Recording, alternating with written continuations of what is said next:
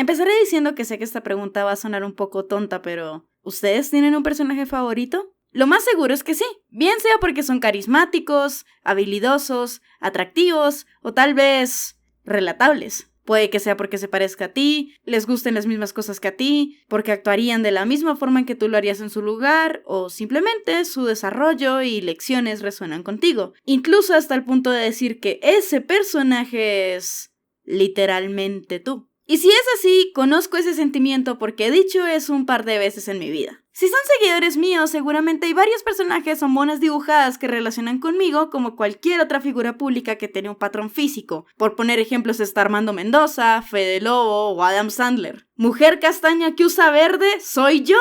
A veces es mitad rata, es súper yo. Tiene una corona, soy yo. Y aunque me halaga porque son bastante bonitas y les he tomado cariño como me ha pasado con Laura Polines o Carla Cassette, sé que las relaciono conmigo misma en un sentido más superficial porque se parecen a mí y no mucho más que eso porque lastimosamente no tienen más caracterización. Y como se habrán dado cuenta por uno que otro detalle, soy mujer. ¡No se espante, por favor!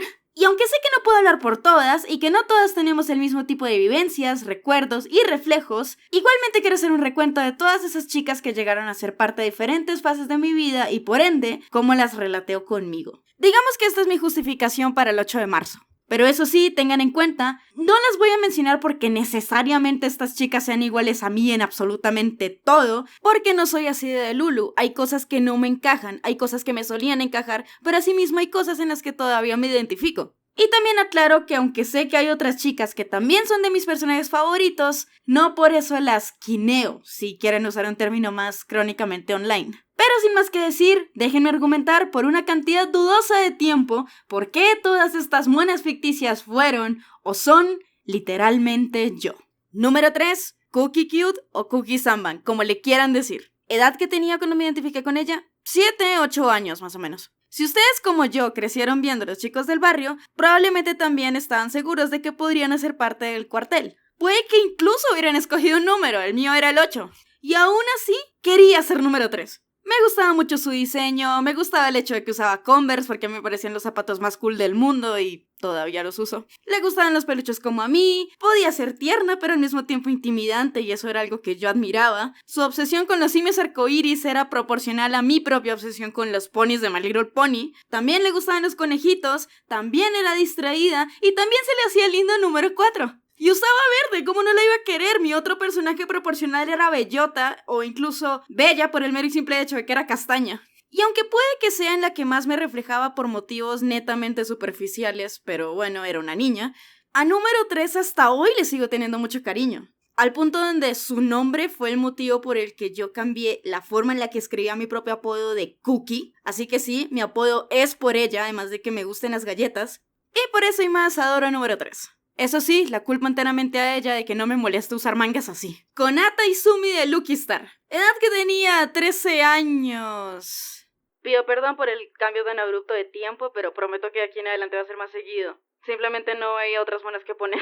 Como decía, Konata representa mi etapa más otaku, mugrosa, hedionda como lo era yo al inicio de mi adolescencia. Es perezosa, viciada en los juegos y a los foros de internet, pasándomela en grupos de Facebook sobre anime. 10 puntos adicionales porque vivía con su papá, con la diferencia de que yo sí tengo a mi mamá. Te quiero mucho, mami. El hecho de que le tenía absoluta envidia porque ella era buena en deportes sin intentarlo y yo no podía porque escoliosis y displasia y sedentarismo en general. Y otro montón de cosas que si tenemos en cuenta que ella era la protagonista de un anime donde generalmente no pasaba nada porque eran conversaciones triviales y ella era tratada como la diosa de los otakus, lo que estoy a punto de decir tiene sentido. Por quererme parecer más a Konata, solo vi Haruhi Suzumiya porque a ella también le gustaba y la verdad es que no me atrapó, lo dropeé cuando empezó todo el tema del Endless Eight. Lo cual hace que me dé todavía más vergüenza admitir que me forcé a mí misma que se volviese Haruhi, también una literalmente yo, al nivel donde me hice la bandita de la brigada en hoja de cuaderno y traté de forzar a mis amigos a crear una brigada, con lo que claramente me molestaron. Y ahora es que tengo la edad suficiente para reconocer que no lo era, ni me caía bien, solo me aprendí el Hare Hare Yukai porque Konata se lo sabía. Y por si se lo preguntan, sí, todavía lo sé bailar. O también el hecho de que me hubiese dado cuenta que la forma en la que ella molestaba a Kagami, su mejor amiga dentro de la serie, de forma nada heterosexual, me hiciese darme cuenta cada vez más de mi bisexualidad latente, porque reflejaba esos sentimientos con mi propia mejor amiga. Lo siento mucho, CJs. Y por encima de todo, culpo a Konata de que mi trabajo soñado de adolescente miada fuese trabajar en un café mate donde pudiera hacer cosplay y presentarme sobre cosas de anime. Y gracias al cielo nunca lo hice. Me aterra pensar en la línea temporal en la que sí me postulé a uno de sus trabajos. Y aunque ahorita básicamente teniendo el doble de la edad que tenía en ese momento, puedo ver que sí, era bastante cringe todo ese aspecto, tampoco creo que esté bien renegar de donde vine. Konata será muchas cosas, pero tampoco es aburrida. Sigue siendo parte de mí y por sobre todo, igualmente hoy en día le haría cosplay. De todos modos, soy más alta que ella. Daria Morgendorfer, edad que tenía de 13 a 14 años. No voy a exagerar cuando digo que yo de adolescente me encantaba tanto Daria que me iba corriendo a mi casa para prender el televisor, ponerlo en MTV y ponerme a ver Daria de una vez. Porque de cierto modo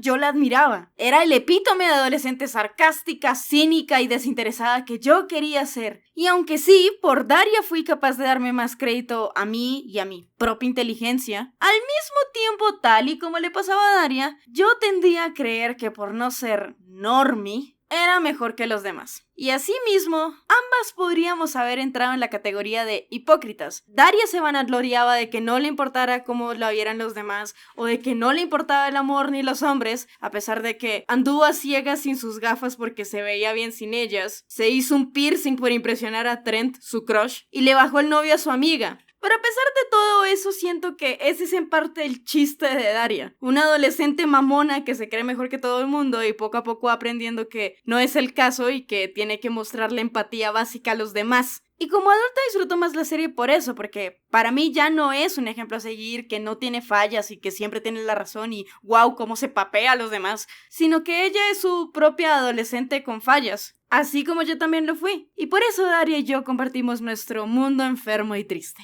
Por cierto, ¿sabían que tiene un gato llamado Godzilla? Jade Harley de Homestuck. Edad que yo tenía 15 años. Oficialmente, por primera vez en mi canal, voy a hablar de Homestuck. Lo que va a hacer esta sección mucho más graciosa por el mero y simple hecho de que hablar de Homestuck es equivalente a hablar en chino. Para empezar, Jade y yo escribimos de forma muy parecida, lo cual va a sonar muy X, pero teniendo en cuenta que hay personajes de Homestuck que escriben así, es una buena distinción. Ella toca el bajo, así como yo también lo ando practicando, y también la flauta, pero no sabe, así que la toca muy mal, como probablemente yo lo haría, si tuviese una flauta, que no tengo. Sigamos.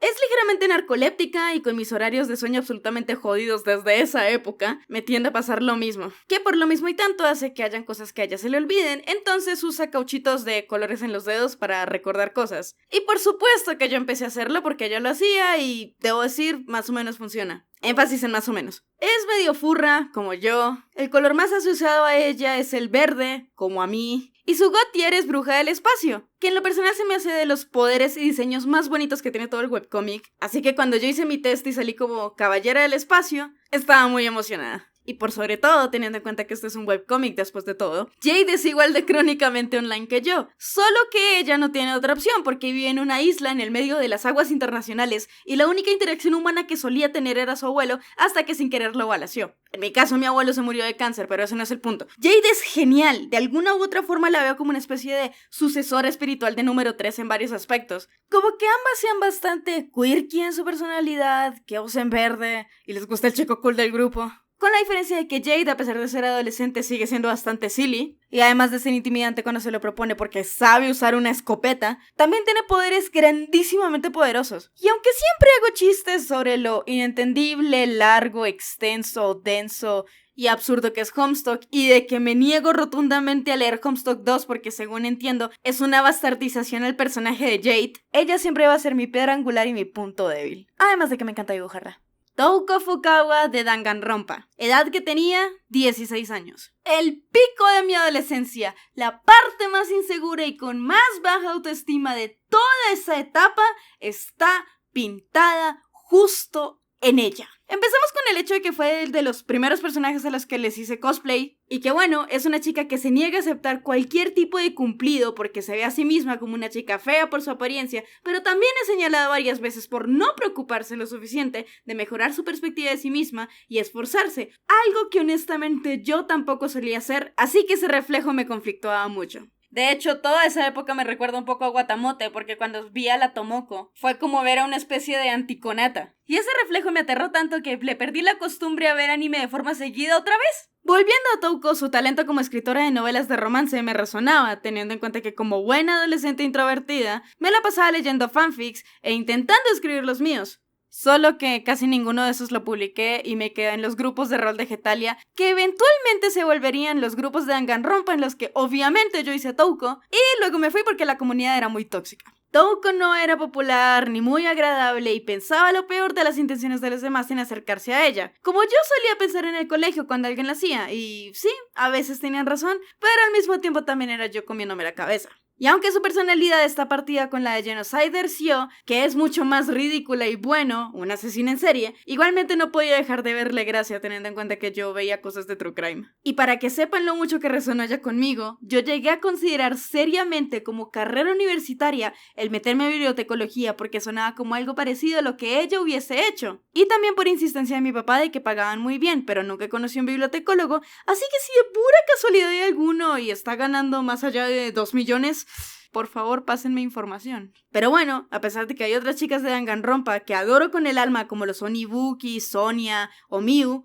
ninguna se compara con el hecho de que Touko es el mejor reflejo de mi adolescencia y cómo me costaba no ser tan dura conmigo misma, pero al mismo tiempo no podía dejar de justificarme en mis errores, obviando lo que sabía que debía cambiar. Y haberla visto mejorar en lo que fue Ultra Despair Girls y el hecho de que ella la hubiesen escogido de todo el cast, me hizo bastante feliz. Touko es una babosa melancólica, melodramática, de baja autoestima que a duras penas se baña, pero así la quiero y así me hace feliz. Loom Invader de Urusei Yatsura, edad que tenía 17 años. Ustedes no tienen idea de lo mucho que yo adoro a esta cabrona y todas las veces que he dibujado mi mona en referencia a ella. Para cuando vi Urusei Yatsura la primera vez, fue por pura y física curiosidad de saber cuál era el primer trabajo que hizo Rumiko Takahashi, porque yo adoro su trabajo. Y curiosamente yo estaba en el mismo rango de edad que ella, y también tenía un primito bebé como Ten. Solo que claramente quien se robó toda mi atención fue específicamente Loom más que los demás personajes.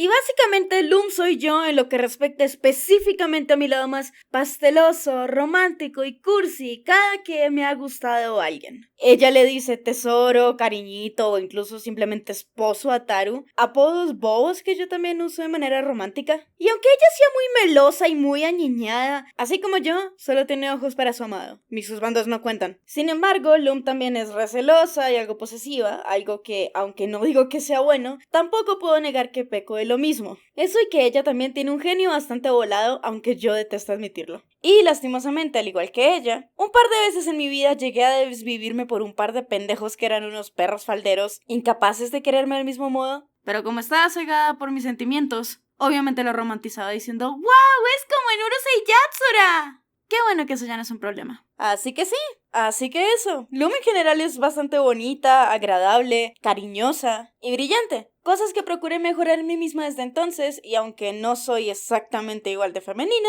me sigo viendo en ella y en la estética en general de Urusei Yatsura, es de mis favoritas. Loom, gracias por tanto y perdón por tan poco. Mamimi Samejima de Fuliculi, de edad que tenía 17 años. A la par con Loom, mi parte más de Lulu cuando era adolescente venía gracias a Mamimi. No me voy a extender mucho con ella porque todo se resume a sus vibras, ya que probablemente ella es la única babosa por la que se me hacía cool la idea de fumar. Y como me estoy sincerando, sí, alguna vez le escribí a algún cigarrillo Never Knows Best. Mamimi es perezosa, no tiene mucha idea de qué hacer con su vida, se salta clases y se delulea con un tipo que ella no la determina, como yo con mi cibernovio del colegio. Y aunque honestamente, a pesar de que sea solitaria, viva en negación por su ruptura con el verdadero Takun y es egoísta en cómo trata y percibe a Naota, le tengo cariño en el sentido de que Mamimi se veía como pensaba que quería verme de adolescente desde fuera, sin realmente pensar en por qué la quería relacionar tanto conmigo. De hecho, no es hasta ahora que puedo ponerlo en palabras y puedo ver que yo también era bastante ingenua con que no quería aceptar cuando algo se estaba acabando frente a mis ojos. Así que digamos que Mamimi está como al borde de que simplemente me guste como personaje y que tiene cosas que ya he dejado de ir.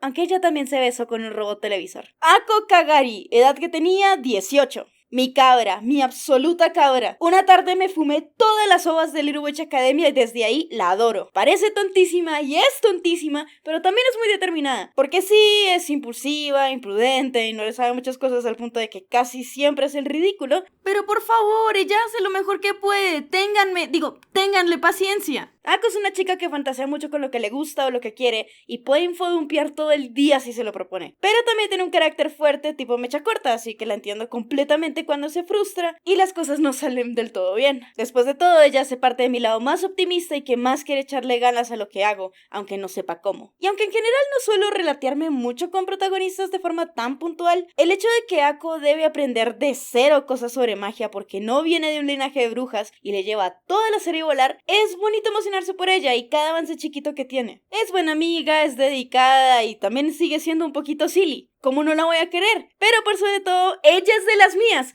porque Shiny Chariot es su literalmente yo. Legítimamente Ako basa sus decisiones en qué haría su ídola. La quiero mucho y le volveré a hacer cosplay. Tsukimi Kurashita. Edad que tenía, 23. Debo decir que llevaba varios años queriendo ver Princess Jellyfish, más que todo por Kuranosuke, pero al final me quedé por Tsukimi, y debo agradecerle eso a la cuarentena. Ya que legítimamente siento que Tsukimi es la chica más parecida a mí en el aspecto físico, y me encanta porque aún desde el comienzo, Tsukimi se me hacía muy bonita. De cierto modo, ella es la versión más light y adulta de todo lo que Touko me hacía sentir, porque ella también es muy introvertida e insegura, solamente que sí mejora para bien. A pesar de sus nervios, tiene bastantes aspiraciones, es bastante inteligente y se preocupa por quienes le importan. Sin contar el hecho de que quiere ser ilustradora al igual que yo, solamente que tenemos enfoques diferentes de qué ilustrar, pero el punto aquí es que le aterra el trabajo formal porque no se siente lista y...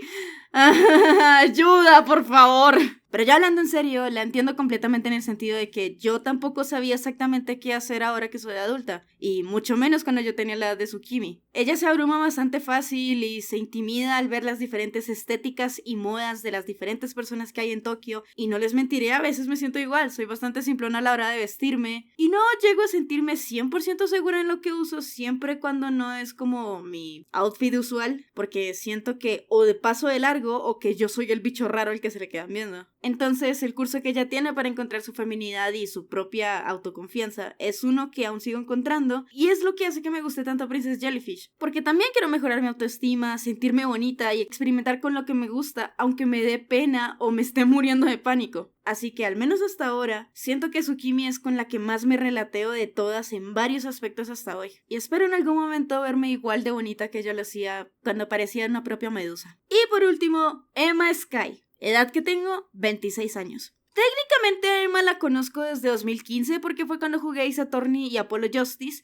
pero no es hasta ahora que estoy cerca de su edad en tiempo real que volví a pensar en ella y en cómo técnicamente estamos cerca de que ocurra Apollo Justice para que pensara, wow, ella podría ser yo. Emma trabaja como científica forense, la cual es una de mis carreras frustradas, y como adulta es una malhumorada, menos de que pueda hablar sobre ciencia forense porque es su más grande interés, y yo ya debo parecer un disco rayado cada vez que encuentro algo y digo, wow, me pasa lo mismo, lo siento. Además de eso, a Emma le gustan los bocaditos como de galletas que se va comiendo en el paso del día, y ¿saben qué? La entiendo. La Jet de fresas con crema es mi absoluta droga. Siempre que puedo me compro una. Sin embargo, dentro de todo debo decir que Emma es la más nueva acá porque escribiendo este video, ella vino a mi mente y tengo cosas muy difusas, pero Dios, el estilo que tiene en su uniforme es tan bonito que sé que quiero robárselo apenas tengo la oportunidad, y pueden apostar que apenas tenga la chance le haré cosplay porque se ve muy linda, con la diferencia de que soy incapaz de usar tacones, así que ni lo voy a intentar. Pero en parte, ella también está aquí porque al igual que Maya, se me hace una chica bastante resiliente que perdió mucho muy joven y pudo haberse quedado como otro personaje del que nunca hubiéramos sabido nada en la saga después de que acababa su capítulo. Pero no solo con su aparición trajo las mejores mecánicas añadidas a la Nintendo DS con su kit forense, sino que aparte encuentro bonito que expandieran en eso y que ella sea su propia cosa aparte de Maya, teniendo en cuenta que Emma comenzó siendo una especie de reemplazo de la misma. Eso demuestra lo buen personaje que es, pudo crecer desde sí misma, incluso fue casi escogida para que fuera la compañera de Miles en su propio spin-off, así que me siento bastante feliz por ella y de poderla haber visto crecer conmigo. Y que pasara de una trágica estudiante nerd a una gran detectiva forense me determina de que yo podría hacer lo mismo. Ahora, hablando sobre mi actualidad, ya no me reflejo tanto en los personajes que me gustan, y no porque no resuenen conmigo, porque bueno, les acabo de hablar de una que descubrí este mismo año,